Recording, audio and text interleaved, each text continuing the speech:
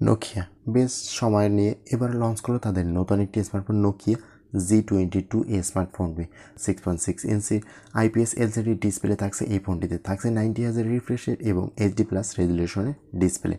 স্ক্রিনের উপরে সেলফি ক্যামেরার জন্য একটি ওয়াটারড্রপ নচ ডিসপ্লে ব্যবহার করা হয়েছে। ফোনটিতে ইউনিসক T606 অক্টোকোর চিপসেট ব্যবহার করা হয়েছে। সর্বাধিক 6GB র্যাম এবং 128GB স্টোরেজ যুক্ত থাকবে ফোনটিতে।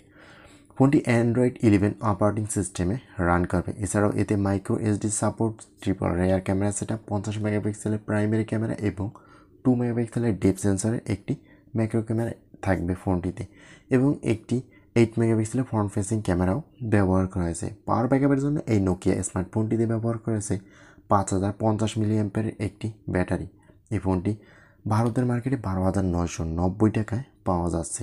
এই ফোনটি দুইটি কালারে পাওয়া যায়, ডার্ক এবং নর্ডিক ব্লু কালারে। তো ওভারঅল বাজেট বিবেচনায় মোটামুটি ঠিকঠাকই থাকছে স্মার্টফোনটি। আপনার কাছে কেমন হতে পারে অবশ্যই কমেন্ট করে জানাবেন। আজকের ভিডিওটি এই পর্যন্তই, কথা হবে নেক্সট কোনো ভিডিওতে। আল্লাহ হাফেজ।